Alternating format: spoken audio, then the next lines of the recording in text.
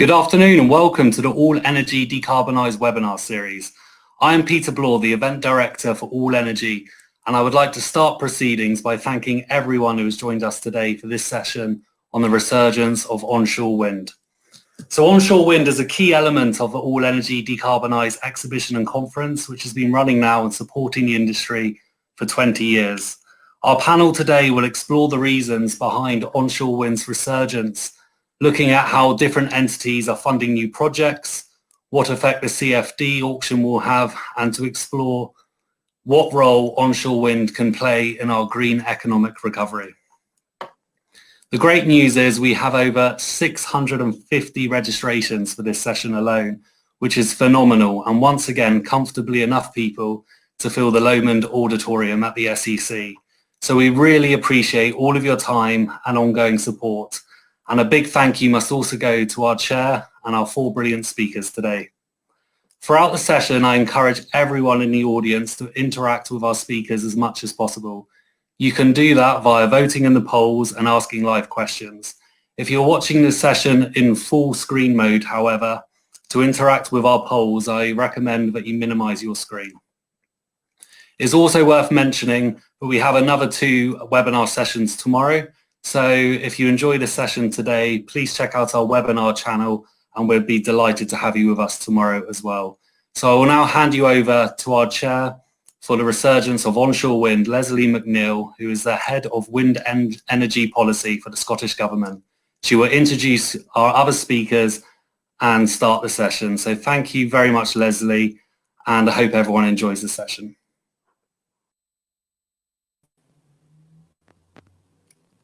Hi, good afternoon everybody. I'm really pleased to be here and this is going to be a fantastic session. I can tell already. We have an excellent panel here. We have Lindsay McQuaid from SPR, we've got Rachel Anderson from RES, we've got Claire Foster from Shepherd and Wedderburn, and we've got Laura Fleming from Siemens Gamesa. And the structure of this session today is I'm going to be asking our expert panel 4 specific questions, and I'm going to be also asking them to comment on the results of some polls that are going to come your way very shortly. I'm very pleased to be able to be involved in this today and to be asked to chair a session called the Resurgence of Onshore Wind. This is absolutely fantastic, and I think it's something that we wouldn't even have been talking about even perhaps like a year or 2 ago. I think what I would first like to ask our expert panel to do is I'd like you to just introduce yourself just for a couple of minutes and just to think about what this means to you, this resurgence of onshore wind. How can we capitalise on this? How can we go faster and better? And what do you see the impact of the current situation with COVID-19 having on this growth and development? And for this part, I'm just going to go to each of our panel members individually. So I would like to start with Lindsay, please.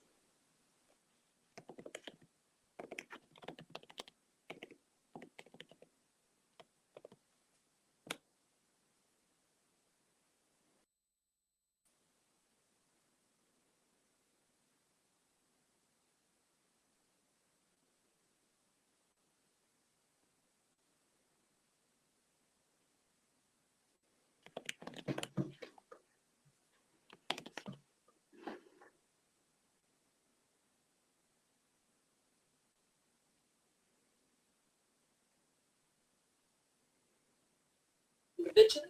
So I would like to start with Lindsay, please. Can anyone hear me? Right, okay. I'm flying blind because I can't hear any of you. I'm assuming Leslie's asked me to introduce myself. Yes, right, okay, excellent. We'll communicate by sign through the rest of the session, hopefully not for long. Okay, so thank you, and apologies that I'm struggling with the technology. I'm Lindsay McQuaid, I'm the Chief Exec of Scottish Power Renewables, and I think this is my 3rd or 4th occasion speaking at All Energy on my favourite subject of onshore wind. So a heck of a lot has happened in the last 12 months. Least of all, the readmission of onshore wind to the CFD auctions, which has been a very pleasing outcome and long overdue in my opinion, and hopefully will be a catalyst to see the resurgence and a great big investment into onshore wind coming out of that auction, particularly to the benefit of certain parts of the UK where the wind likes to blow. So I think for me, and in terms of what we've been doing at Scottish Power, when I attended the conference last year, we talked about the fact that we were now 100% green. We've moved having renewable energy as our core source of generation. And I think the big change for me in the last 12 months has been the introduction of the terminology of net zero and climate change to everyone's parlance. And increased customer awareness associated with that. And I think that that's as a result of a number of changes and instances that we've seen globally in terms of the economy, shifts in consumer appetite, and increased awareness about the need to have sustainable energy sources, and also an increased appetite for cleaner forms of everything. So whether that's transport, whether that's heat, and whether that's what you charge your phones with, and indeed your homes with as well. The other thing for me that we've seen, and probably COVID-19's brought that quite nicely into focus, is the impact that carbon emitting forms of generation have on pollution and general health. COVID-19 has seen cleaner cities, cleaner green spaces coming through and being talked about. And that probably has given us a glimpse of what the future can look like. And that's something that I think in terms of green recovery is an admirable outcome that we should all be striving for, as well as all of the economic benefits and other environmental benefits that will go with investing in green. Apologies, Leslie, if that doesn't answer the question that you had asked, but as I say, I'm flying blind right now, so hopefully audio will restore, and I'll hand back to you just now. That's fantastic. No, that answered the question, even though you didn't even hear it. Such a professional, psychic transmission of questions. I had a slight problem with my audio too. I hope that that's, I've managed to resolve that as well. But again, I think now I'd like to move to Rachel. And if Rachel, if you would mind just giving us sort of an introduction about yourself and your thoughts on this sector and even the impacts that COVID might have on that. Yeah, sure. Thanks very much, Leslie. So I'm Rachel Anderson. I'm Head of External Affairs at RES, and we're the world's largest sort of pure play renewable energy developer.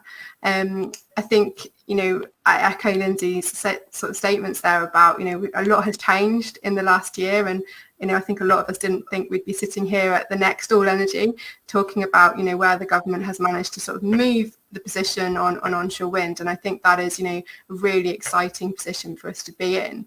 And I think through this sort of whole COVID sort of pandemic, the onshore wind sector has really demonstrated that it is, it is part of our critical energy infrastructure up and down the country. And we do have workforces in all of our organisations that have been out there, and we have been keeping the lights on for the nation. And as a sector, I think we're already part of that recovery, we're already part of that Build Back Better. So I think the question that we all have to be asking ourselves now is, what can we do at this moment in time to accelerate that and think about, how do we do that, as you said, further, faster, better. And I think that sort of touches on a few areas, which are things like, how do we think about on the ground embracing modern technology, modern turbines? How do we think about sort of streamlining our planning, and that building net zero in at every single level along that journey, at a very national level all the way down to a very local level. And I'm sure we'll touch on a lot of those elements during the discussion today, so I'll leave it at that for now. Thanks very much, Rachel. I absolutely echo all. This is a really exciting time for us to be here and to talk about onshore wind. There really feels like there's momentum and there's a future that it's really exciting to me, especially since I've been working in this field for a while. So thank you very much for your initial thoughts on this.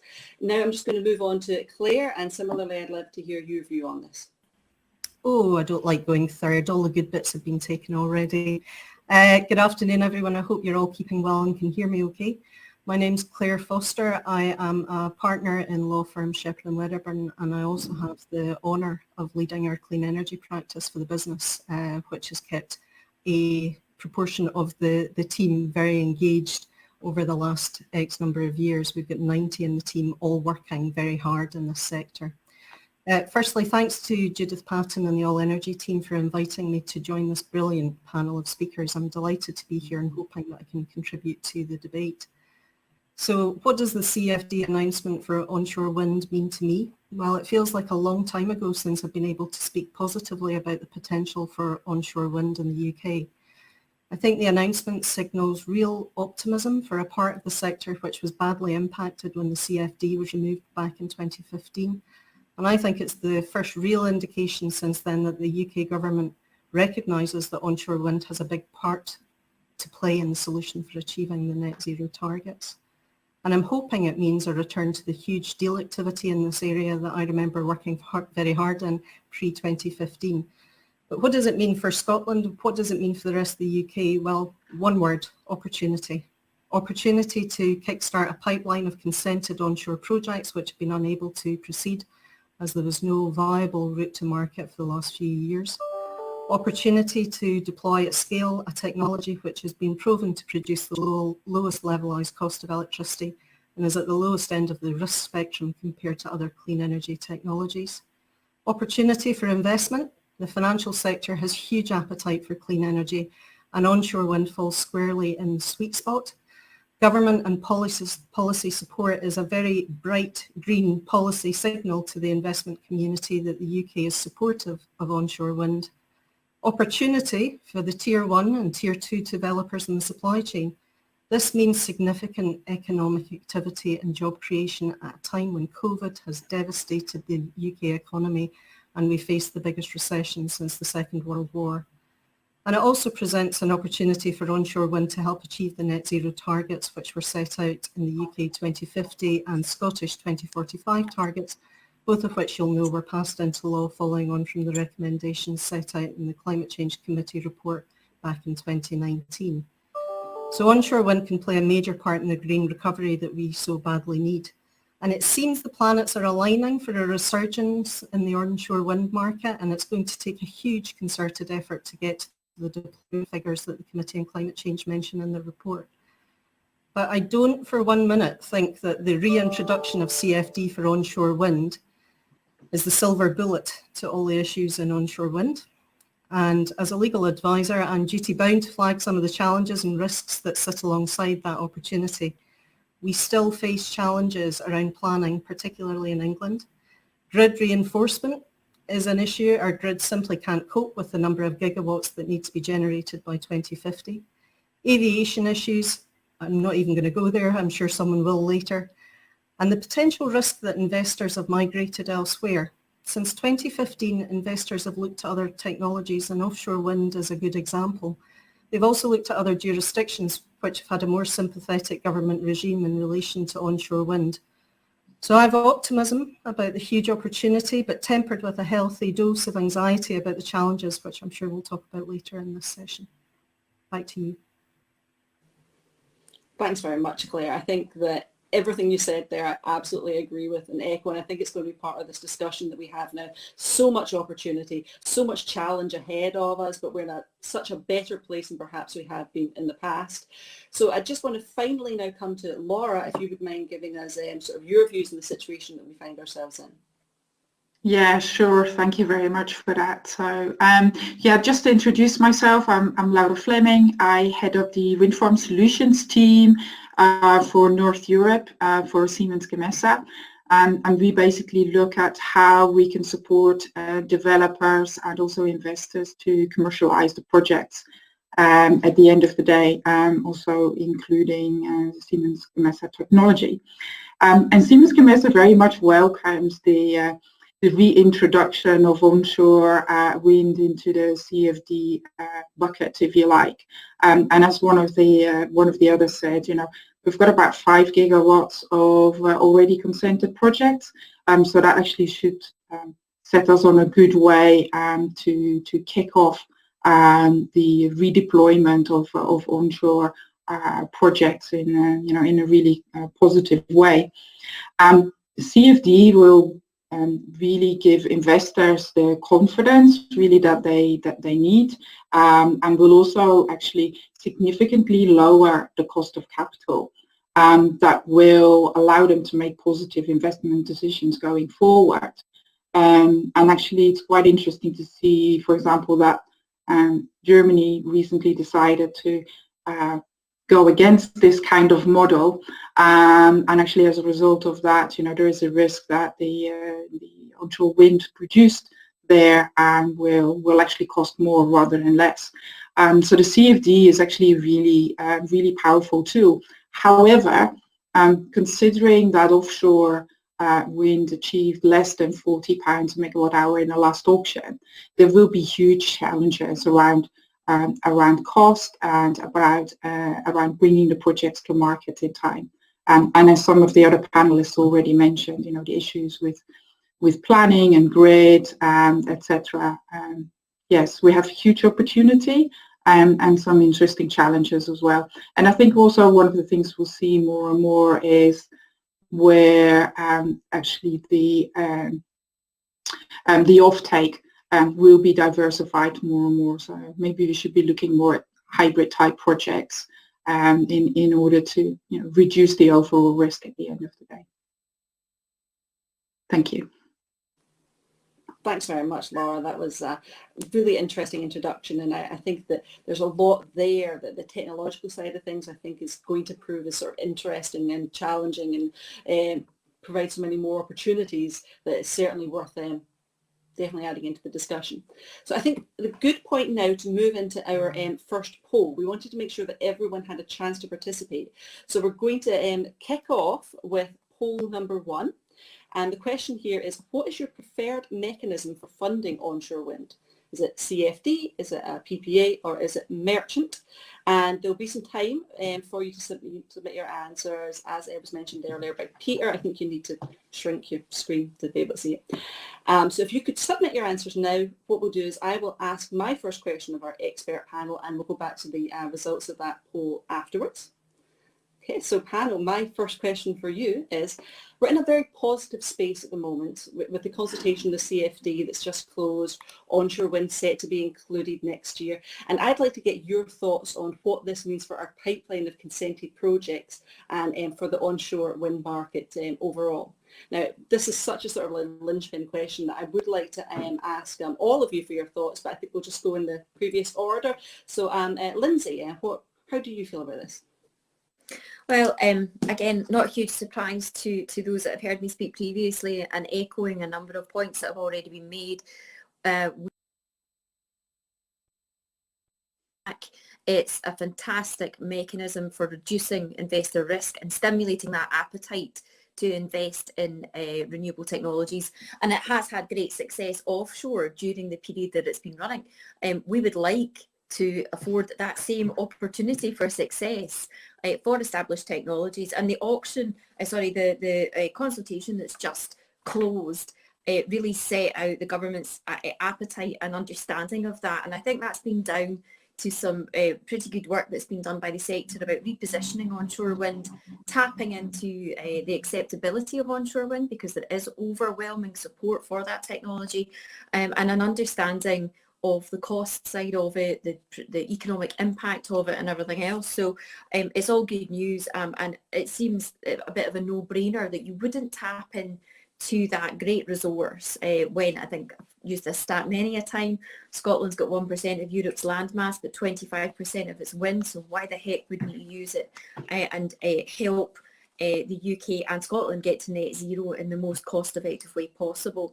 I mean, we've also done work in the past to look at what does the CFD mechanism actually mean in terms of de-risking that investment. What does it mean in terms of pounds and pence? And that can be anywhere from £6 to £12 per megawatt hour just by having that mechanism. And that is not an insignificant amount when you look at the price of energy over the last 12 months or so. Admittedly, the price of energy has decreased somewhat during COVID-19 as demand's fallen, but once we see it return to more normal levels and we start to see electricity being used, the CFD will be a mechanism that catalyses that investment, brings that investment out, and also means that there is a properly risk-managed framework that will benefit consumers as well as underwrite that investment and allow these investments to come forward in the most cost-effective way possible.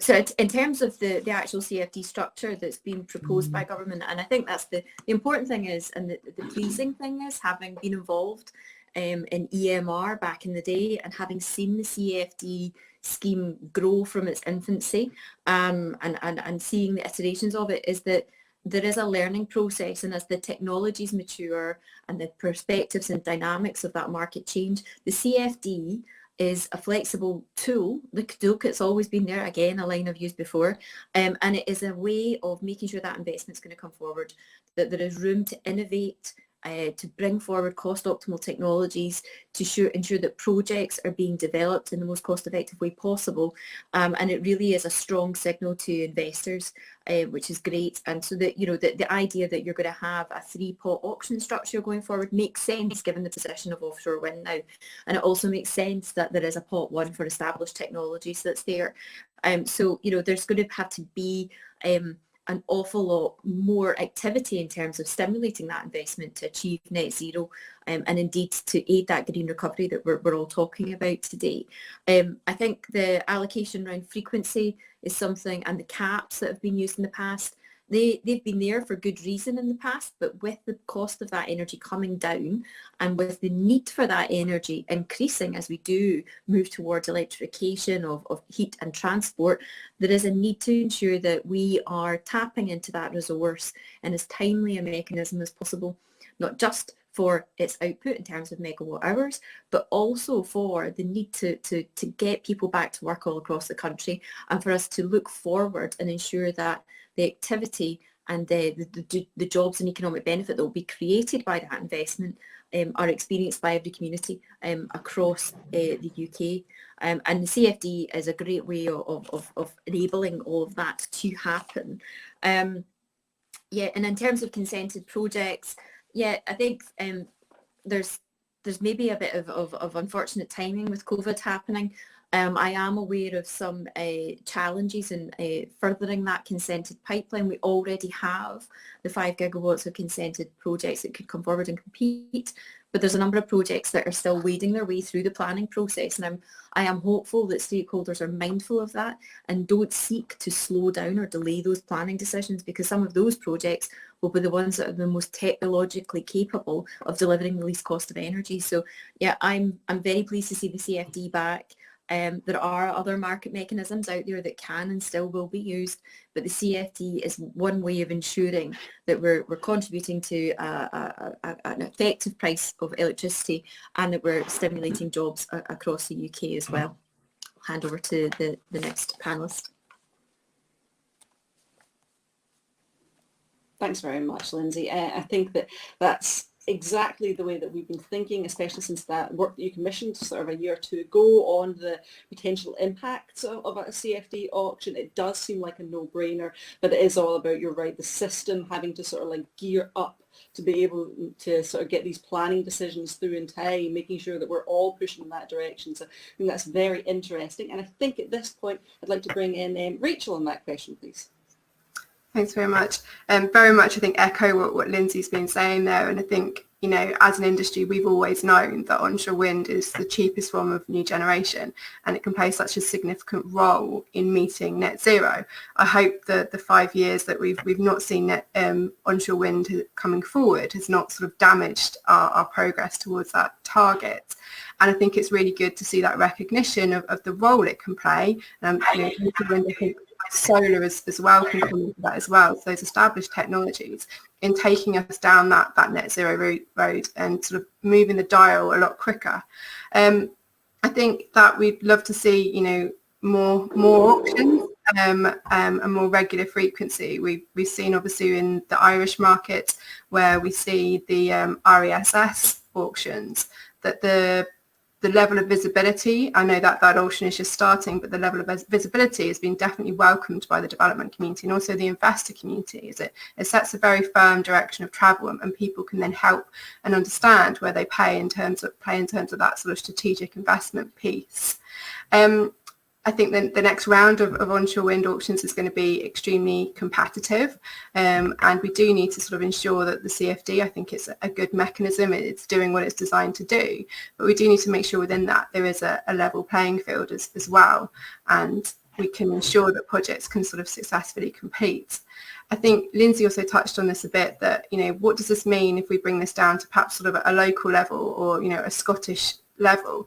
And I think one fact that's always stuck with me is that every megawatt that we installed, you know, 69% of that expenditure is in the UK, and we can drill that down even further. So when we're thinking about onshore wind projects and we're thinking about the benefits that they bring to our communities, so inward investment, jobs, apprenticeship schemes, all of those, and we can sort of put business rates into that as well. Every megawatt of onshore wind is actually really, really good for our economic recovery in Scotland. And so we do want to see projects come forward quicker, so more regular auctions.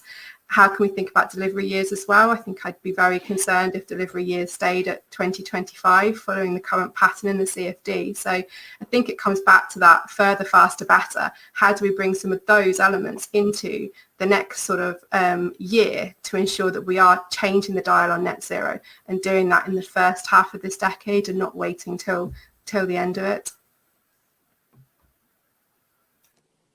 Absolutely. Thanks very much there, Rachel. And again, completely agree. Net zero is looming on the horizon, and we need to be taking as much action as possible, as soon as possible.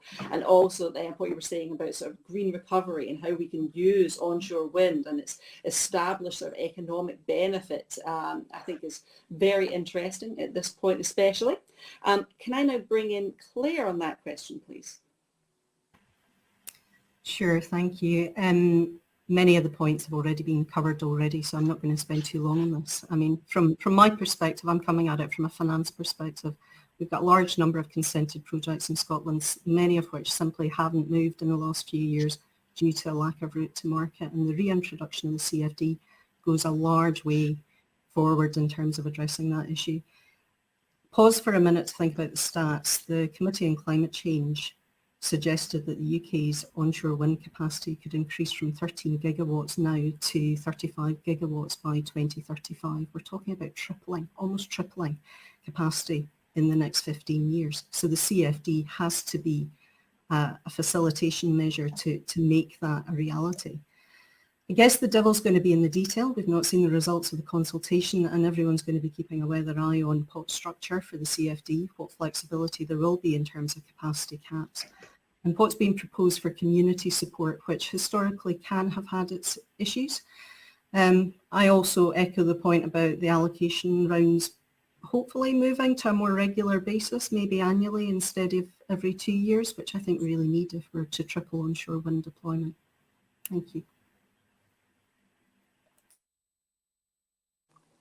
Yeah, thanks very much. That again, I echo all those points that we need to be stepping up if we are hitting such a challenging target as net zero, and that is sort of like bringing forward that POTS a little bit more regularly, we would hope. Okay, can I finally now bring in Laura on that first question, please? Yeah, sure. Thank you very much for that. And obviously echoing completely, you know, the points that have previously been raised regarding visibility, regarding changes in the planning system. And I think, you know, maybe the additional point I would like to make to that is that, you know, the consented projects that we have in the pipeline in UK and in Scotland, not all of them, but tend to be based on older technology. So if we're really trying to drive down cost, we do need to find some flexibility also in the planning system in order to utilize the most up-to-date and modern technology, because as we were saying earlier, now the difference that the CFD mechanism is going to make to investor confidence, providing visibility and also some flexibility in the planning system will also increase the confidence in the development community. Yeah, Absolutely, yes. Yeah, I think it's a really interesting point raised by everybody. Thank you very much for engaging so much on that first question. Now, we do have the results of our first poll. Now, you'll recall that was what we proposed your preferred mechanism for funding onshore wind. The responses received indicated that CFD is the winner there at 49%, with PPA at 36% and merchant coming in at 14%. Which perhaps is not unsurprising, but I would like to go to perhaps Claire just to see what you think your views on sort of that poll question and the responses we received from the audience are. I think the results are unsurprising. I think it just reinforces everything that's been said so far. And I maintain that the CFD regime remains the most viable route to bankability for new build onshore wind if you're a developer who simply doesn't have the resources to build on balance sheet. To be clear, the CFD is a revenue stabilising mechanism rather than a subsidy. We need to get away from that language.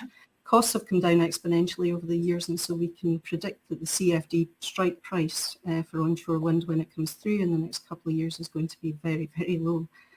But what it does do crucially is provide certainty to funders, which has been lacking over the last 5 years. So my view is CFD will be the way forward, as agreed with by 49% of the audience. But that's not to say it's the only option here. There's of course a place for merchant and corporate PPAs, but it's horses for courses, and really it depends on the nature of the developer. Maybe just a quick word in relation to both of those. Merchant is risky for many developers given the volatility of power prices, and as such it's not a sustainable way to source financing, particularly for many smaller developers. And for the corporate PPA market, yes, it's developing at speed, but I think it's limited. There's a finite number of off-takers who have the sufficient covenant or balance sheet strength to be able to commit to a contract and willing to commit for any significant term for that contract. So whilst you'll see brilliant headlines out there about the likes of Tesco and Sainsbury's and Amazon entering into corporate PPAs, there's simply not the volume of off-takers needed to match the potential generation capacity over the next 10 to 15 years, and that's why the CFD is so crucial. Thank you. Absolutely. I think that these results are sort of unsurprising. But I wonder if I could bring in Laura on this point now. From your experience of your end of this market, are you surprised at all by that result, or is that what you would expect? No, I'm not surprised at all, actually, and I would very much expect to see that kind of result. I think all three mechanisms have got a place within the industry.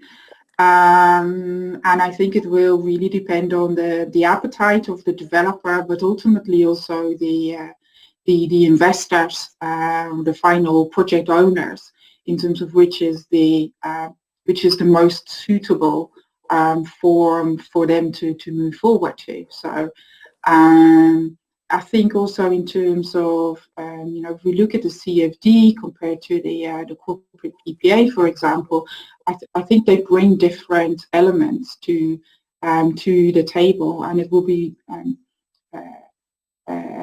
depending on the appetite of the investor, which is the most sufficient model for them.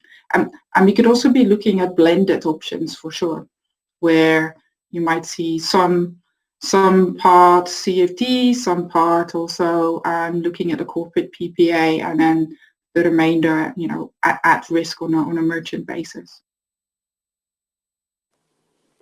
Thanks very much. And I think we would sort of echo that as well from our, engagement with industry, from sort of like all ends of it. It is that revenue stabilisation mechanism that gives that certainty for sort of investment and for proceeding with these. So I think that I'm unsurprised as well by those results, but quite interesting regardless. Always nice to ask a sort of wide range of people a question. I wonder if either of our other two panellists would like to come in on those poll results. You can give me a little wave if you do. All good? I think Rachel was keen to go. I'll come in after Rachel. Oh, sorry, Rachel, I didn't see that. Please, after you. Yeah, no, we're more than happy to pick up. No, I think it's really interesting the the spread of results there. And I think, you know, technologies that haven't been able to compete over the last 5 years have had to really innovate and find ways to come to the market and ensure that we, you know, continue in terms of our business and support the market as well.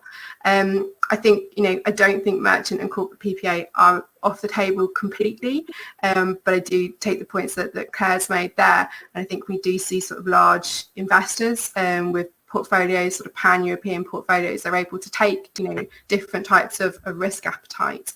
But I think we all have to sort of reflect on the stat from 2019, where I think it was 23 projects were built in the UK, onshore wind projects, yet only one of them was sort of a true subsidy-free. So I think, you know, going back to the CFD and the government's approach there, I think, you know, it's clear that we needed an approach to, you know, really see the development and the deployment at scale and volume to meet net zero. So I think all three will play a role in the future in terms of what the market looks like. But what's definitely clear is we've moved away from the sort of ROC era where there was only one route and one route only in which your project came to market. I'll just come in the back of what's been already said. I think absolutely agree with how that I'm not surprised by what the poll said. I do think that there's a spread of option there. I think it's about the risk appetite of the investor and what they choose to put, or they choose how to invest. I think the CFD does provide a very cost-effective route, but it's likely to be highly competitive. And with that, you're going to see some potential impact on levels of return associated with that degree of competitiveness, and also with the assurance that it provides as a long-term, secure, stable financing mechanism. Absolutely. PPAs, we're seeing trends for a shorter period from some PPA customers. We've also seen the PPA customer come in at a point where there really wasn't an option. There wasn't a CFD alternate. So, you know, effectively it was a bit of a buyer's market for a while there. So I think it'll be interesting to see what effect that has on competition and what does that mean in terms of innovation of product and the like as well.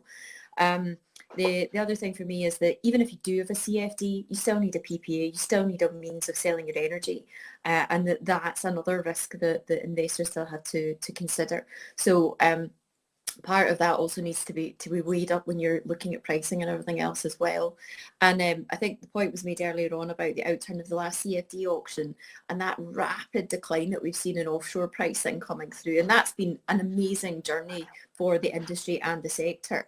I think, as has been mentioned, technology has moved on a pace, not just for offshore wind, but also for onshore wind over that intervening period. And you're seeing co-location, hybridization, taller, more efficient turbines coming through.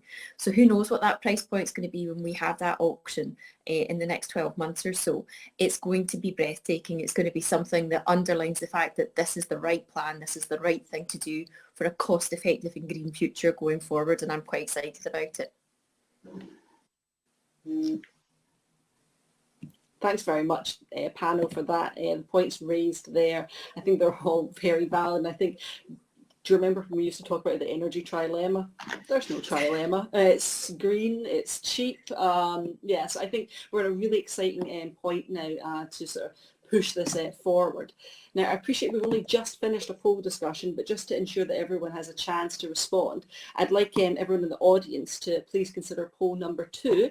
Again, we'll go to a question to the panel and then we'll come back and discuss the results of that poll in a little while. But the question for poll 2 is, which of these issues do you consider to present the greatest challenge to be overcome for onshore wind? Is it landscape issues, radar, community benefit and community ownership, grid charges, or public opinion? So if all of our audience members could please vote on that and come back to that question.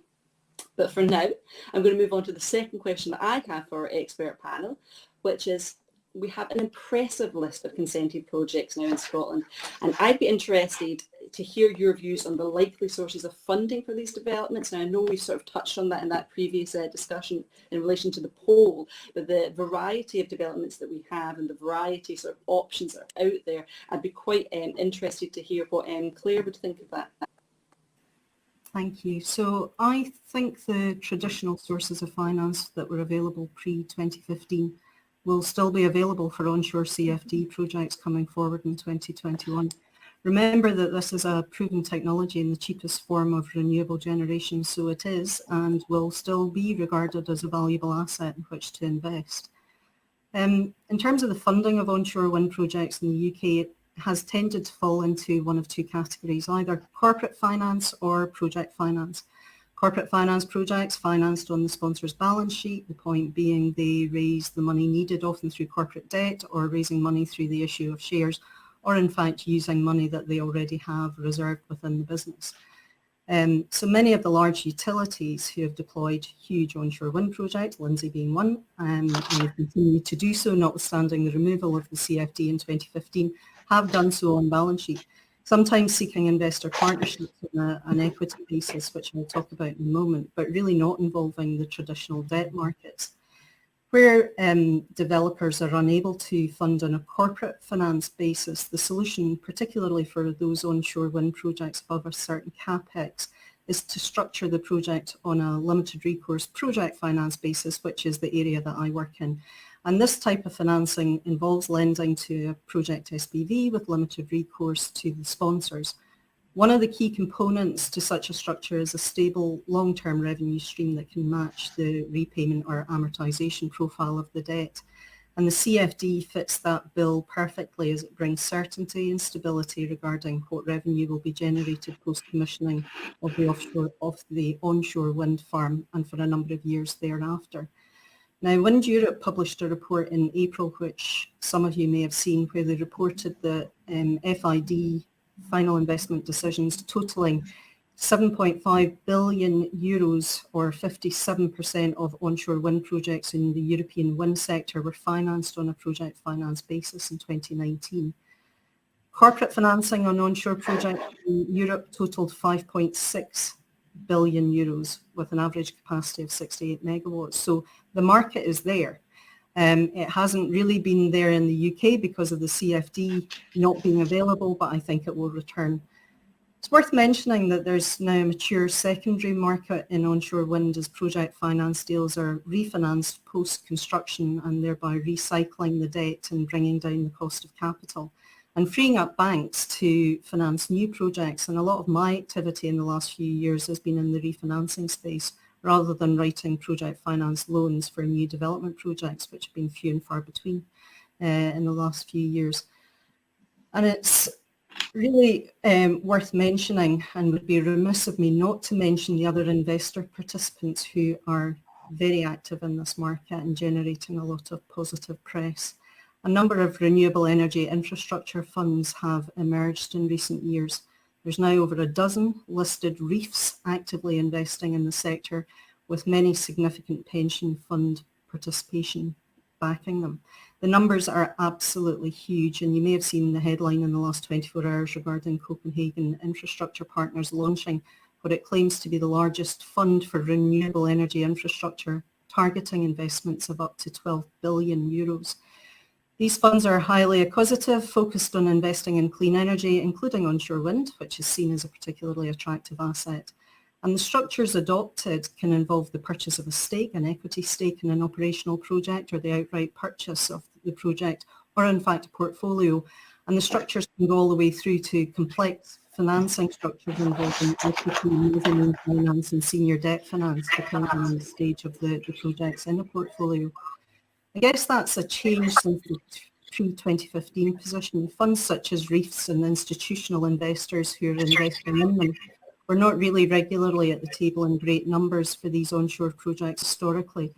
But as they become more comfortable with the risk profile of the asset and ESG factors have shot up the corporate agenda, there's a huge appetite and an enormous amount of institutional debt that I think can be tapped into in order to recycle financing and help the financial sector meet what I think will be an enormous demand for funding. Just a couple of points to ponder for the audience and the panel. I mentioned in my introductory remarks that over the last few years the financing community has migrated to offshore wind, where it's easy to invest and lend a lot of money where the capex requirements run into the billions of pounds sterling. Costs have come down exponentially in offshore wind, and people are more familiar with that technology risk offshore wind is now proven. So 20 plus bank clubs are not an unusual sight in UK offshore wind, and it presents a great opportunity to lend to a large scale project. Now, it's also true to say that the time and effort, certainly from a legal perspective, involved in a 20 megawatt onshore wind project is not dissimilar to that required for a 200 megawatt onshore project. So there's a challenge for us. We need to ensure we grab the attention of the funding community by ensuring the scale of onshore wind opportunity and the ability to aggregate means there's something meaningful for the financial sector to finance. Otherwise, I think there's a danger that some might think it's too much effort, it's too small to finance onshore, the scale isn't there, and why would they go to bother and time and effort where they could be using their funds elsewhere on larger projects for larger returns. The final point I wanted to make was in relation to the instability of the money markets. Money markets hate instability. We're faced with two short-term issues. The UK will be facing the biggest recession since the Second World War as a result of the COVID pandemic. And secondly, Brexit looms large on the horizon at the end of 2020. Both are going to have an inevitable impact on the financial markets in terms of currency fluctuation, and pricing is going to be impacted. I think liquidity is going to be a concern for many funders as they look to preserve balance sheet. But I think in the medium to longer term, I see the appetite of corporate finance and project finance for onshore wind remaining strong. Back to you. Thanks very much, Claire. That was very interesting. Thanks very much for sharing your experience and your expertise with the panel. The finance thing is like magic to me. That was very interesting from my perspective. Can I bring in Rachel, please, and on that same question from that developer perspective? Yeah, I don't think I can add too much in terms of Claire's really useful overview of the whole situation, but I think I'd probably just develop a few of the points around perhaps sort of infrastructure funds and ensuring that there is sufficient sort of ability in the market for people to want to invest in. I think, Claire painted the picture that there's no shortage of investment wanting to come into this market, but I think we need to ensure that there are the volume of projects and to meet that demand. And also, that kind of links in again to, these are the partners that are going to, essentially fund and finance the infrastructure that enables us to meet our net zero requirements. I think it's worth pointing out that a lot of sort of the large infrastructure funds are very much pan-European. So we need to make sure that the UK and sort of across all technologies remains an attractive place for their investment to be. And I think one of the points that just is quite prevalent at the moment, I think very much recognising that the CFD is the government's sort of preferred route of deployment, we still need to sort of consider that long-term financial viability and the sustainability of our future power prices in the market. And cannibalisation, is posing a big risk to investors at this moment in time. And so to sort of counteract some of that, I think the government now should be really thinking about how do we invest heavily in projects and technologies such as renewable hydrogen that can support, enable and harness the benefits of renewable generation and particularly onshore wind. And I think whilst a lot of those cannibalisation sort of points come later, we do need to be thinking now if we want to be sort of an industry leader in renewable hydrogen and ensure that we're not missing opportunities there. We need to start that investment piece now, and we need to start thinking about how this wider market works. So for me, it's about, as a developer and also as a developer that works for a lot of funds across Europe, how do we have an appropriately priced and structured market, and how does that support the required level of investment so we then in turn can help build infrastructure to meet net zero. So that's sort of one of the key points for me in this. Thanks very much. And again, I think that's a really interesting perspective. I think you're quite right to point out that there are sort of the technological challenges and that there are these sort of other options and models. Would either of my other panel members like to come in on that point? All happy? Excellent. I like a happy panel. Now, I think we should have the results of our we should have the results of our poll. Now, bear with me 1 second. Now, which are quite interesting. So the question was, which of these issues do you consider to present the greatest challenge to be overcome for onshore wind? So we came in at landscape issues at 32%, Radar at 6%, community benefit and community ownership at 9%, grid charges at 29%, and public opinion at 20%. I find that these results quite interesting, and I wonder, Lindsay, what do you think? Well, we're well used to having a few barriers when it comes to any sort of development project, and like others in the industry, my view is that every single one of those barriers are challenges that we face in every single project that we embark upon. I think the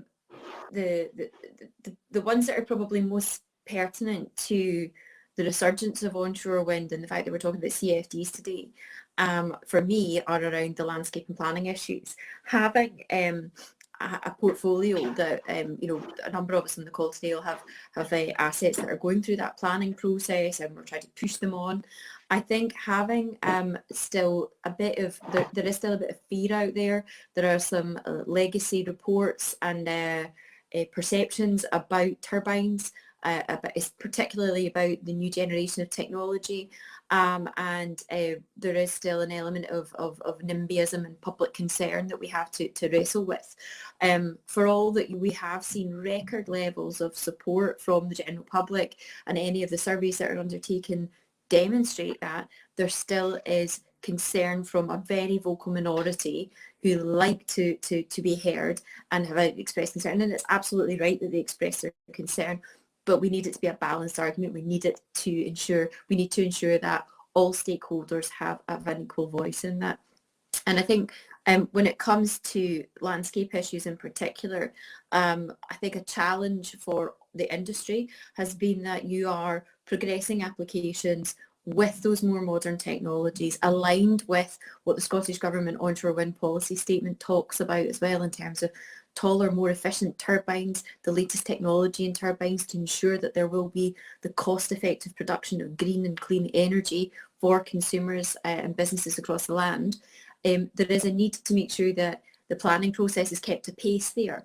And I think one of my challenges, one of my frustrations has been that that's understood. And I think a lot of our key stakeholders and statutory consultees appreciate that.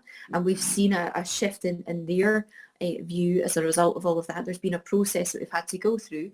But a lot of when we're taking things through, we still see a reliance on landscape capacity studies that are perhaps 10 years old, living in a world where renewables wasn't one of the mainstays of the electricity network of the country, where the technology was aged and an awful lot more expensive, and in fact an awful lot of myths around the economic benefit of onshore wind hadn't really been fully understood as well.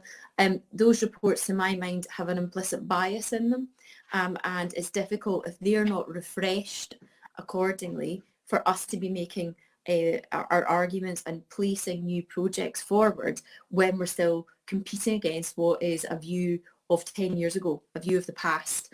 So we have got some big challenges there, and working with stakeholders and working with a full range of consultees is a big part of what we do.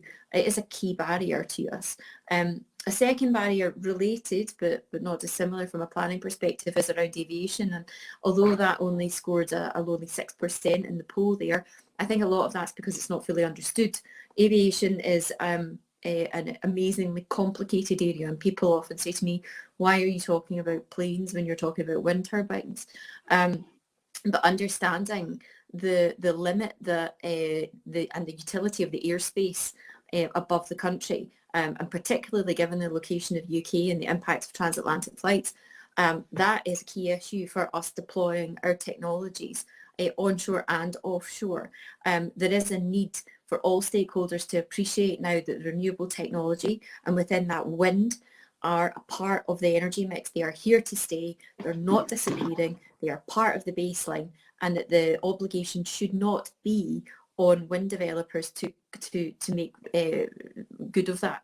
There has to be a responsibility that the baseline now includes wind generation as part of our country's energy mix. It's part of our infrastructure, and that has to be taken forward as well. So that in itself will unlock and remove some of the blockage of that development. And we have also seen, companies up and down the country respond from an innovative perspective to come up with wind farm tolerant radar and solutions that will make that happen.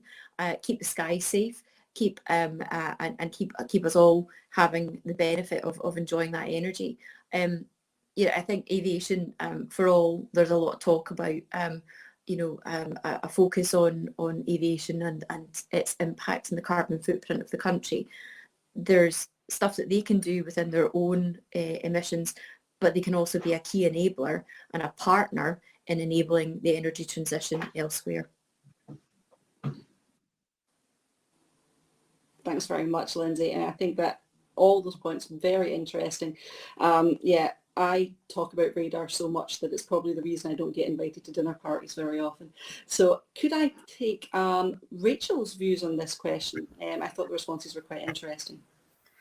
Yeah, I'm just going to, I think, just comment a bit around the public opinion bit. And we talk about net zero all the time. We've talked about it on this call. I've mentioned it a lot. I know it's a key buzzword at the moment, but I was really interested to see the BEI's public attitudes poll in March, which the attitude tracker said that only 35% of the public had awareness of what net zero was, and that really alarmed me.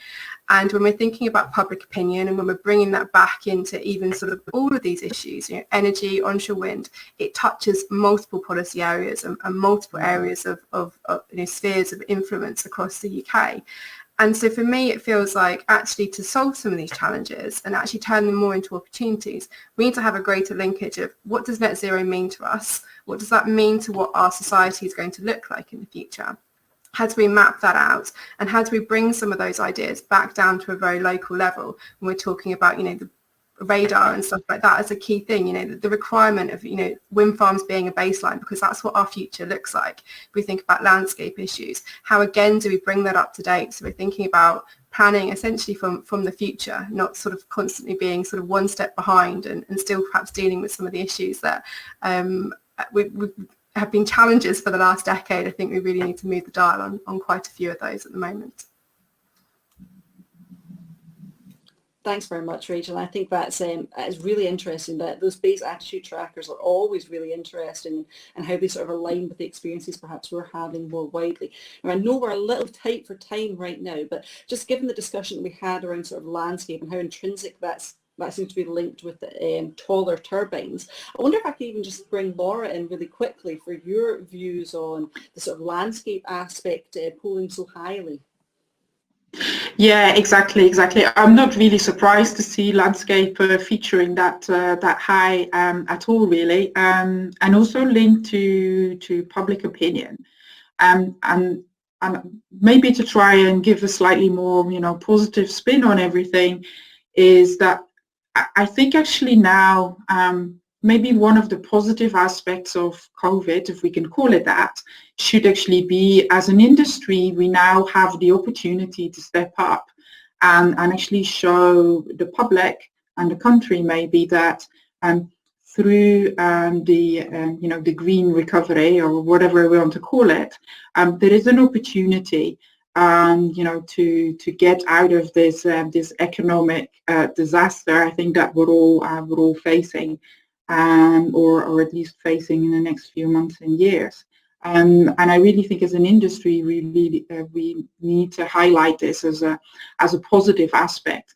But of course, with that comes that producing energy at the lowest possible price, which can be done from a technological point of view, comes at the cost, if you like, that we need to see turbines growing in height and growing across the rotor as well. And that is going to fly directly into the face of the landscape issues. And from that point of view, and also if we look at our neighbors across Europe, in the Nordics and also in Germany, where we really see the adoption in a really positive way of this new technology and the incredible price reduction that is being achieved as a result.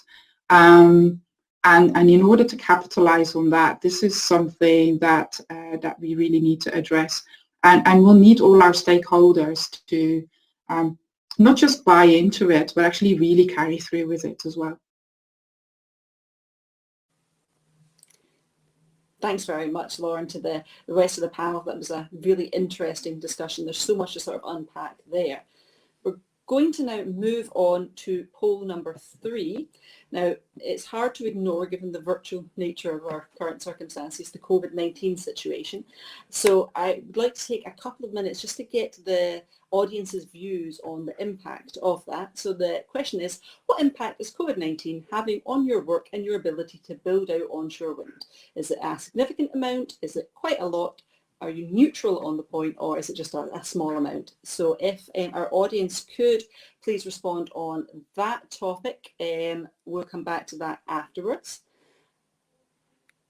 And now I'm just going to come in to our third question that I have for our panel, which is, I'd like to hear your views on the greatest barriers to the deployment of onshore wind, but also where the greatest opportunities for growth and development of the sector are at the moment. I think this links really well from getting the response to that poll, and I'd just like to sort of understand where you all put this.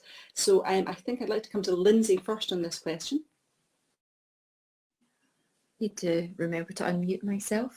Okay, so I've wittered on about what the barriers are and some of the challenges previously. I guess if you'll indulge me, Leslie, I would like to focus a little more on the opportunity side of it.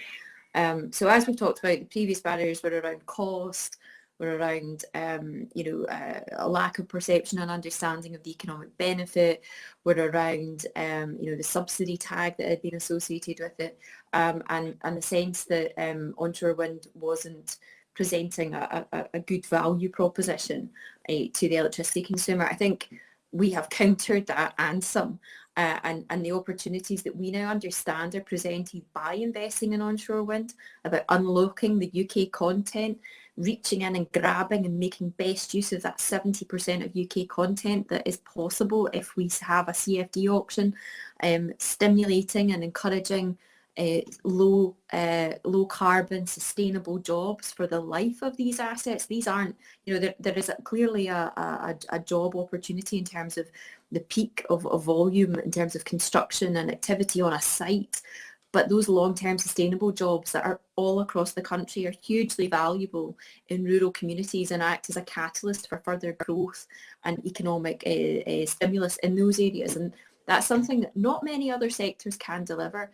And we've seen offshore do likewise in harbourside towns and villages up and down the coastline as well. So onshore wind really does have a bit of a USP when it comes to where it can actually have an economic impact, which has been great. So it's not just about the cities, it's not just about the large offices where the likes of Scottish Power work, but it's about, or even in our homes as is the case today, it is about having a distributed and local workforce that will be there for years and years as these assets operate. That's a huge benefit. I think the other thing for me is that we've also got an opportunity to tap in to the existing over 13 gigawatts that we have deployed today.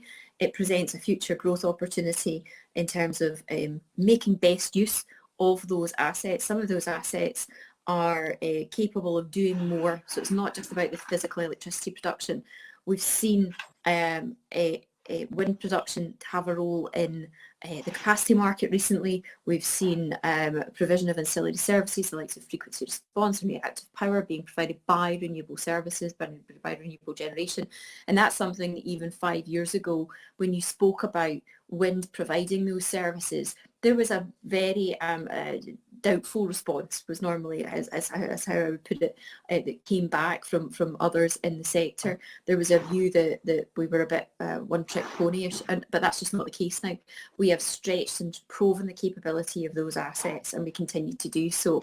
I think that wind is also hopefully going to be playing a start in the black start market. And again, that's something that when you spoke about that 5 or 6 years ago, people would say, what are you on about? How's that even possible? But with hybridization, creation of energy parks, harnessing wind, solar and battery storage, hugely exciting opportunity, and lots of great and useful service and physical electricity can be produced from those sites. I guess the other thing for me is around just making sure that we make best use of linking all of that good investment, job creation and service provision into enabling those other hard to get to sectors to help net zero and the green recovery. So no point in driving around in an electric vehicle if it's powered by coal and gas. It has to be powered by renewables, otherwise that's just, it's a bit crazy. And likewise, heat, forever an issue in Scotland where we don't really have as much sun as elsewhere. We need to see a means of transitioning homes away from gas boilers and away from carbon intensive forms of heating. We need to be exploring and using heat pumps where possible, and then also looking at hydrogen to support transport and heavy haulage as well, and looking at hydrogen in terms of green hydrogen, making sure again that we are not having a detrimental effect on the green credentials that we so need if net zero is to be got to. So a bit of barrier, a bit of challenge, a bit of technology growth in there, but there's a heck of a lot of good stuff that the sector has, and that's part of the reason that we all go to work and we all enjoy working in this sector. It's great to see the opportunity that it affords and the growth potential for jobs and roles and enduring sustainable roles and jobs across the country that onshore wind can enable. Thanks very much, Lindsay. I think that's the really positive message that we're at the moment. So much opportunity. And the sort of technical on the opportunity side, I wonder if I could bring Laura in and ask about your views on that. Yeah, sure. Thank you for that. And totally agree with the comments that Leslie just made. Not just about the barriers, but about the opportunities. And in my view, there are huge opportunities now.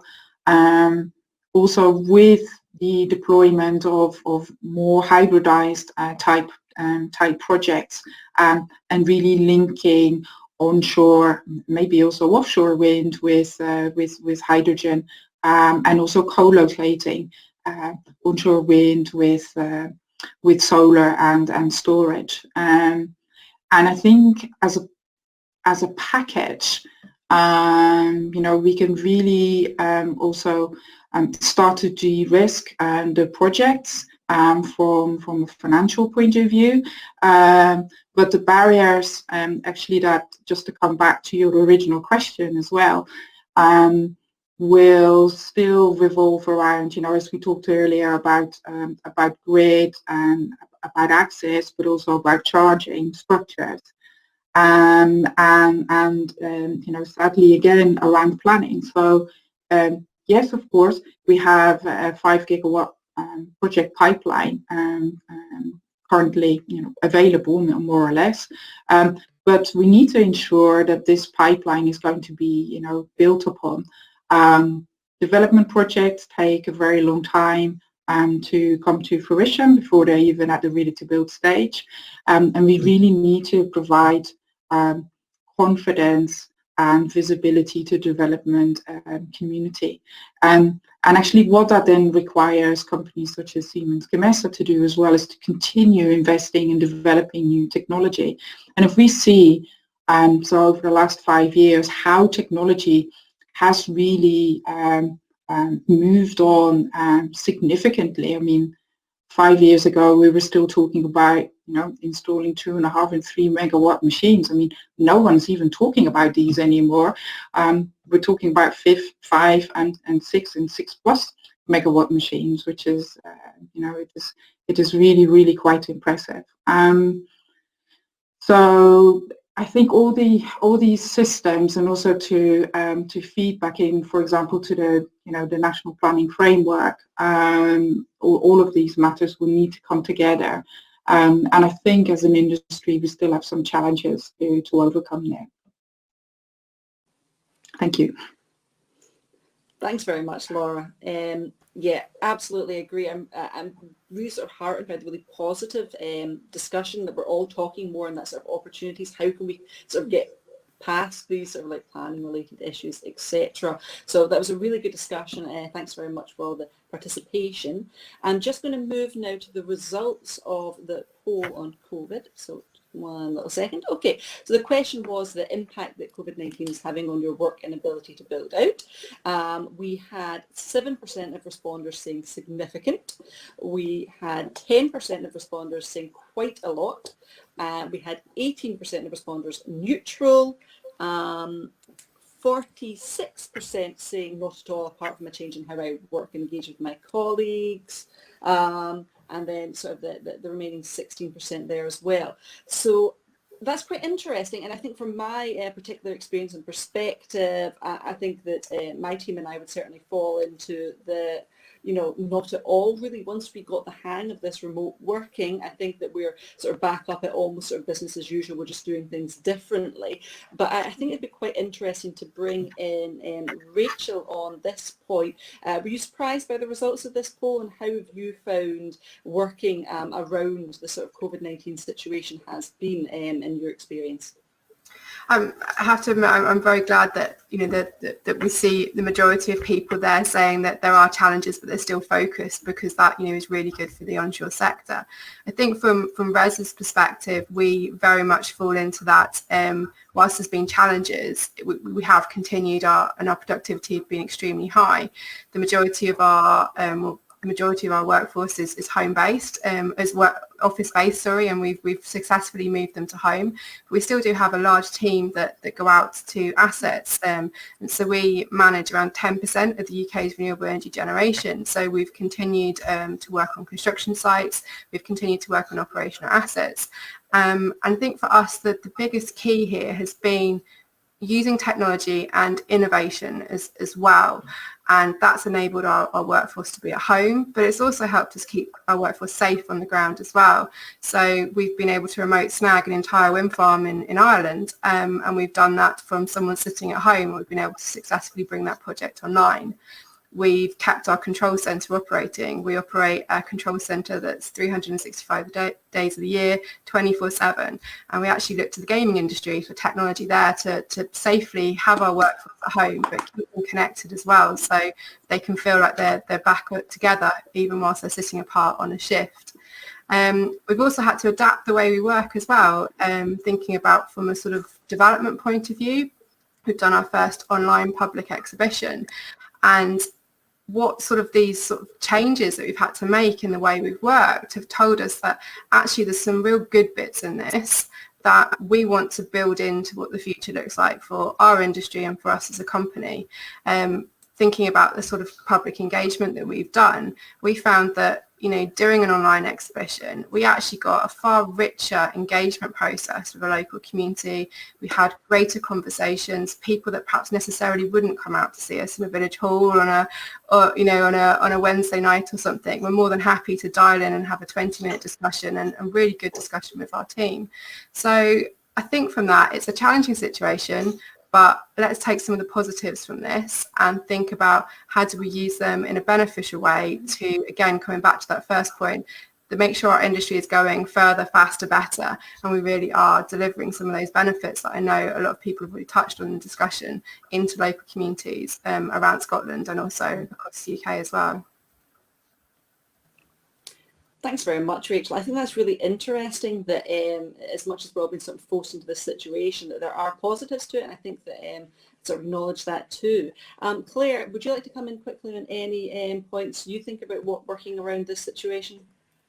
Sure, just a couple of observations. I mean, from my perspective, I'm hugely encouraged by the polls. And I think it's indicative of an industry that just gets on with it. The energy industry has always been resilient. It's always risen to the challenge. We've got a reputation for going for it in the face of adversity. And I think the COVID pandemic has just shown that we're continuing to work really hard. I mean, I guess from an S&W Shetland Wedderburn perspective, we were back up and running within 24 hours. So I stopped working physically in the office on the 18th of March and was online and at my desk, my new desk at home, less than 24 hours later. It's been a remarkable thing, and I guess as a Luddite, a middle-aged Luddite who assumed that the world would come to a crashing halt because we weren't physically able to work in locations we were used to, it's been remarkable to me that everyone has continued to work and work well. I think the point's been made already, but it's a good point. We need to lock in the good bits I don't think I necessarily need to be on a flight to London City twice a week, every other week. I have had more conference calls and video conference calls than you could shake a stick at, and actually it's fine. And I think the industry as a whole needs to have a look at that and see what parts of it we can maximise going forward, so that we don't necessarily go back to the default position of everyone running around with not enough hours in the day and not seeing their families and having a carbon footprint that's frightening. I think the one observation I'd also make is that, you know, COVID's had a particularly significant impact north of the border in terms of we're not moving at the same pace as the rest of the UK. The SNP administration's got very definite views as to the speed at which they want to go to, and it's not for me to comment on the science behind that or the legitimacy of that approach. But I do worry in terms of the delays it's caused in getting certain workforces mobilised and back to work, and the ripple effect that might have for some of our projects going forward. Thanks very much, Claire. And I think that is very interesting, especially what you're saying about the difference in approach and how that can have that ripple effect in terms of sort of applications, environmental monitoring, things like that. I think that is something that we may not even see the full effect of for a small while. Lindsay, would you like to come in on this point? Yeah, there's just probably a couple of observations with regard to COVID-19, and much like Rachel and Claire have described, our organisation didn't really skip a beat as we all transitioned home and got on with it. And just as Rachel said, operationally, it's been business as usual for a good old chunk of our workforce who are continuing to work at the control centre and across the country at our operational wind farms. But for those that have worked at home, I guess the most pleasing thing that I've seen is that despite there not being a physical presence in an office, I have seen amazing collaboration between my teams. And I would also echo that I've seen that on an industry basis. I've got the privilege of chairing Safety On, the health and safety body for the onshore wind sector. It's a relatively young organisation, just 18 months old. And I have seen an industry pull together, and we've already published 6 versions of COVID-19 guidance to support the industry. We've engaged with non-members to ensure that their views were fed in and reflected. We've gone down into certain elements of the supply chain to make sure that what we were saying made sense. And we were out with our first publication of that safety guidance by the 31st of March. And version 6 was out last Friday. That's the best example of collaboration, because that was about keeping everybody who is still out there and at work safe as a priority in our operational fleet. It was then looking at construction sites and how we could safely return to work and make sure, again, worker health was paramount, public health was assured and protected, and we could still maintain that economic impact that we've talked about throughout the call today. So collaboration for me has been a big part of COVID-19, which is slightly perverse when we're all still, a lot of us are still working at home, and has been, again, one of the best examples of facing challenge at a time of adversity. We have really risen to it, and as Claire said, resilience is part of what we do. Agile working is part of what we do. Innovation is definitely part of what we do, but collaboration has also been a big part of COVID-19 for me. So just wanted to add that to the comments that have already been made. Thanks very much, Lindsay, and I completely agree with that as well. I think the way that we just all went, okay, this is what we're doing now, and this is how we do it, and we've managed to sort of keep moving is excellent, and has really sort of changed the way that I think a lot of us perhaps look at the working environment. Now, because we're quite tight for time, and I really want to get on to some of these really good audience questions we've got, what I will ask is I'm going to put up our last poll. Now, I'm not going to read this one out because it is just suggestions for future webinars. So if our audience could please engage on that one, there is a list of potential topics for future webinars. We'd like your views on which ones you would find the most useful. And I think at this point, it'd be really good to move on to some of our Q&A questions. So I'm going to, there's lots, right? Okay, so I'm going to start with one on landscape. Everyone has something to say about landscape as my motto, and the landscape-based opposition is the greatest threat to achieving targets as losing public support. Would you agree with me that we must avoid potential erosion of landscape quality and diversity due to widespread onshore wind development, and that we must consider fewer, much larger scale developments near to population centres, for example, 100 plus turbines with 200 metre plus tips? Now, can I perhaps bring Rachel in on that? What would you think about this proposition? I I totally agree that landscape is often becomes a very personal opinion.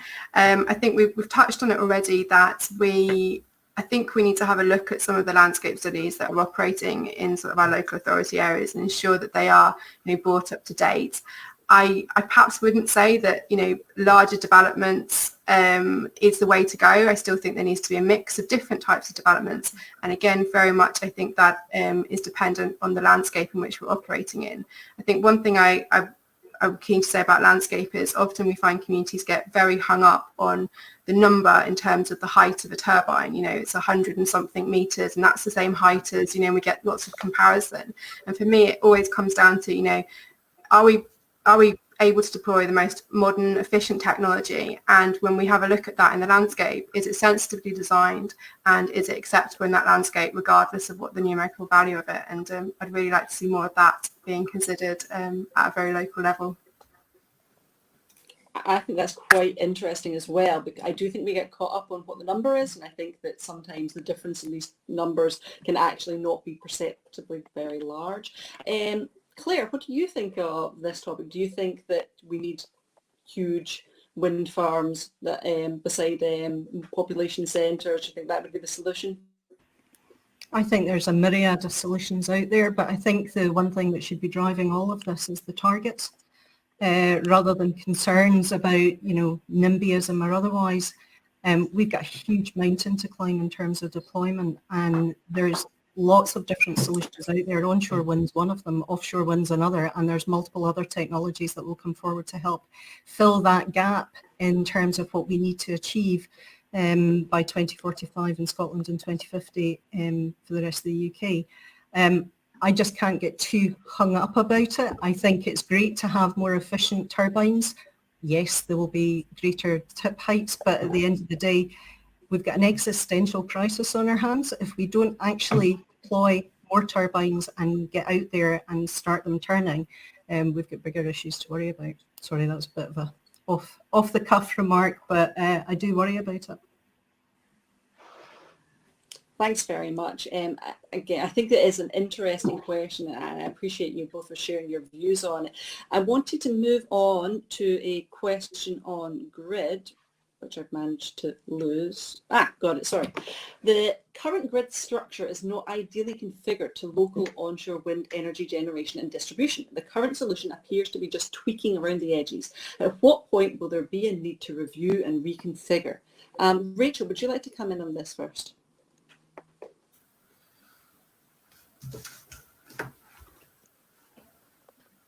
In terms of sort of local grids, or you kind of...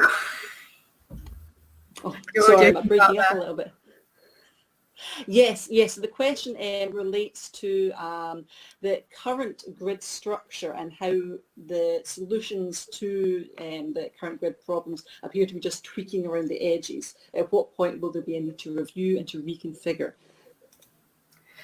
Yeah, I think we all agree that the grid isn't perfect, and we have a system that was very much designed for big, large thermal generation, and now we have a number of large sort of distributed smaller generators operating across Scotland.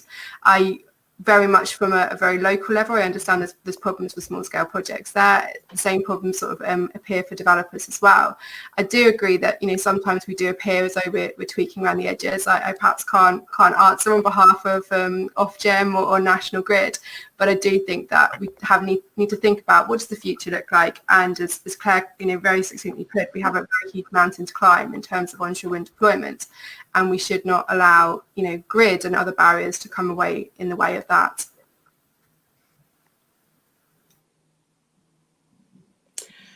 Claire, would you like to come in on this point? I can do. Grid resilience for me is a big issue. The grid badly needs investment and it needs to be upgraded, and without both of those I don't see how we can achieve the net zero targets. Now we know that National Grid are seeking an investment of around 10 billion to spend over the next 5 years to help with this, but I worry about the ability to keep up with deployment rates. And this isn't just about onshore wind. When you look at the target of 40 megawatts of offshore wind by 2030, 35 gigawatts of onshore wind, that's an awful lot of new power that needs to be plugged in. And can the system cope Everything needs to come forward at the right time, at the same pace, to keep pace with everything else that's going on in the sector. I guess anecdotally, the one example that I would share with you is that we've got Forum for Rising to the Challenge, because the electricity grid was created with 6.4 kilometres 6.4 thousand kilometres of cables linking 122 of the most efficient power stations in the UK. And the first grid tower was actually erected near Edinburgh, not far from me, in July 1928, and work was completed in September 1933, 5 years later, ahead of schedule and on budget. So the challenge out there is, can we perform a similar miracle this time around? Scotland's got form for doing it, so let's see if we can do it. Excellent. Thank you very much. I'd like to move on to a question on jobs now. So the question is, the UK has now went more than 60 days without burning coal, and the oil and gas industry has seen a significant decline. If COVID will finish off the coal industry in the UK and reduce oil and gas sector, do you think that the onshore wind industry will be able to provide enough jobs for the workers who may well eventually be displaced? Lindsay, would you like to come in on this one? Yeah, thanks, Leslie. So I think the first thing is the one thing that creates jobs is stability and foresight and planning. So the discussion we've had today about the CFD mechanism, foresight of auctions, lends itself to confidence in investing in supply chain, investing in those assets and creating those sustainable jobs. And it's a sustainability aspect of those jobs that's really important to me. I've got an operational fleet of over 2 gigawatts, and I know that those jobs are going to be there for a heck of a long time. So as long as I'm generating there, those jobs will be created. I think the issue is that if you don't have a continuous throughput of construction activity, those jobs will ebb and flow. And after the closure of the renewable obligation, and with onshore wind having nowhere to go in terms of CFD optionality and access to an auction, there was 7,000 jobs losses in the onshore wind sector back in 2017 into 18. That's 7,000 jobs. That's a lot when you consider a sector which at that stage was employing, I think, directly and indirectly around about I think 50 or 60,000 at that point. And I think that, there's a lot of work that needs to be done in terms of sustaining those jobs and giving investors and the supply chain that foresight and confidence to maintain, because the last thing you want to do is, on the basis of a shift in policy or a shift in access to a market route, is that you have this fluctuation in job numbers. It's just unhelpful for everybody. So that foresight and sustainability of role and opportunity for everybody is great. So, in terms of sustaining that, the CFD can play a really, really valuable role, and that's where we started this conversation earlier. I think in terms of the statistics that we've got, there was a report done that said if onshore wind got access to CFD auctions and 5 gigawatts was built out over the auction period, 18,500 construction jobs would be created and another 8,000 jobs would be enduring thereafter. So imagine that multiplied up, and that wasn't even in a world where we were talking about hitting 35 gig by 2030. So, that's huge. That really is huge, and that opportunity should be there. Again, echoing Claire's points about the resilience and the innovation within our sector, we know that we can bring people in, retrain them, and bring them into the sector. There are fantastic schemes out there. Certainly at Scottish Power, we've utilised the returners scheme. These are people that have maybe been out of the workforce for a period or are choosing to reskill in an area and trying to get into renewables from another declining industry. They've then found an opportunity in renewables, and I've been really delighted to see a lot of them moving on to then accepting permanent roles with us. It's a great example of people that have transitioned from typically oil and gas and moved into renewables, and they've transferred those skills.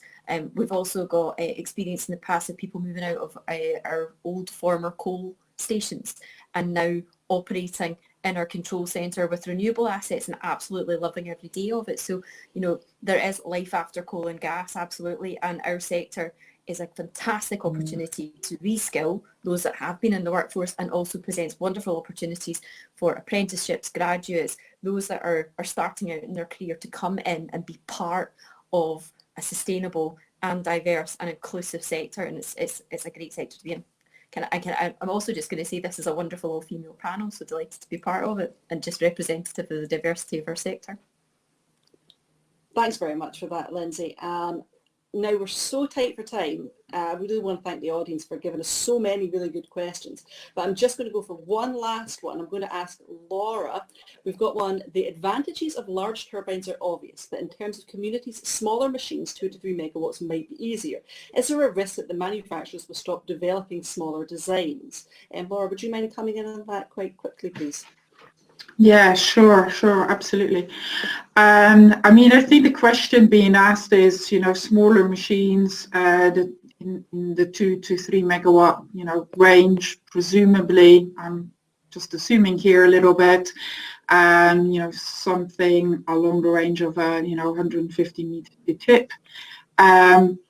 I would actually say, if I look at Siemens Gamesa and where, we've taken our onshore portfolio, there is very much a trend towards, the bigger, more powerful machines, because they are the ones that deliver a lower, much reduced levelized cost of energy, which is, at the end of the day, when we feed back to CFD, exactly what the industry has been demanding.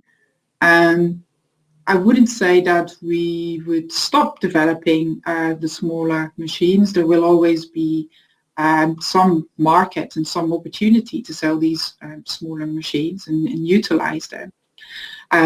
However, how this then fits into the overall cost structure and making a project that is competitive in an auction type environment is obviously something that you would need to consider. Ultimately, if the market keeps demanding, 2, 3 megawatt machines, then obviously the manufacturers will continue creating them and building them. But I think the question is not as simple as that, and it's got to be seen in the context of, where do we see levelized cost of energy going at the end of the day. Thank you very much for that, Laura. Again, we had so many interesting questions submitted by our audience. I can only apologise that we weren't able to get to them all, but we're running right up against the wire for time. So at this point, I'm just going to thank all of the panel very much for your involvement today, for engaging so well with all the questions and all the polls and everything. Wanted to also remind our audience that there are 2 more webinars that are on tomorrow. The first one is on speed and scale, focusing on the fact that 2050, 1 billion seconds away, we must replace the world's energy system with something twice the size and greenhouse gas free. And the second one on community and local energy, a beacon for 2030. So I do hope that as many of you as possible will be able to join us then. And I'd just like to take one more minute just to thank the panel and the audience for your really excellent contributions today. Thanks very much.